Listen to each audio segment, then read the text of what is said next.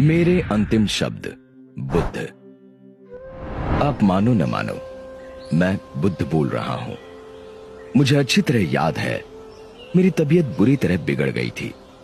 मुझे समझ आ ही गया था कि वो मेरी अंतिम सांसें चल रही हैं।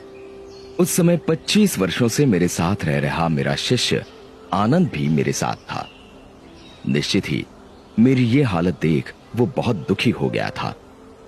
इधर उसका ये हाल देख मैं आश्चर्यचकित था कि यदि उसे सिर्फ मेरी संभावित मृत्यु से इस कदर दुख पकड़ रहा है, तो फिर उसने जीवन भर मुझसे सीखा क्या? मेरे साथ 25 वर्ष रहने वाले शिष्य तक का यदि दुख से छुटकारा नहीं हुआ है, तो फिर बाकियों ने मुझसे क्या ग्रहण किया होगा? और मजा ये कि अभी मैं इस आश्चर्य से बाहर आया भी नहीं था कि आनंद ने मुझे दूसरे आश्चर्य में डाल दिया। उसने मुझसे पूछा, मुझे ऐसा सत्य दीजिए कि मेरा हमेशा के लिए उद्धार हो जाए। अब मैंने क्या जीवन भर असत्य कहा था, जो अंतिम वक्त कोई महान सत्य अपने प्रिय शिष्य को देकर जाता? और फिर मैं किसी को सत्य देने वाला कौन? मैं तो सिर्फ राह दिखा सकता हूं। बाकी तो सही मार्ग पर चलकर सत्य मनुष्य को स्वयं पाना होता है। किसी मनुष्य के पास किसी को कुछ देने की या किसी से कुछ छीनने की क्षमता ही कहां होती है। सो मैंने उससे कहा, भाई आनंद, अप्पदीपो भव, यानी अपने दीप स्वयं बनो।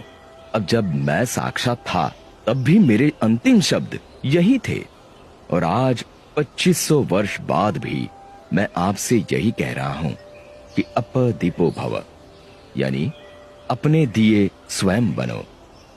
और सच कहूं तो ये मेरे मुख से निकले तमाम शब्दों और व्यवहारों का सार है। मैं दावे से कहता हूं कि यदि आप इसे गांठ बांध लेंगे तो आपका तत्क्षण उद्धार हो जाएगा। मुझे राह दिखानी थी तो दिखाकर चला गया। अब उस राह पर चलकर अपना सत्य आपको पाना है। इसमें मैं कुछ और नहीं कर सकता।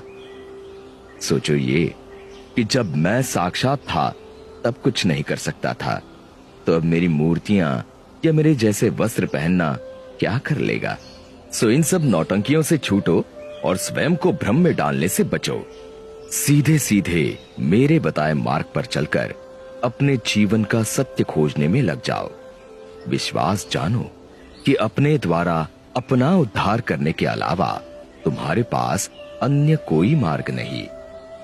आपको अपना दीप बनकर अपने को रोशन स्वयं ही करना पड़ेगा।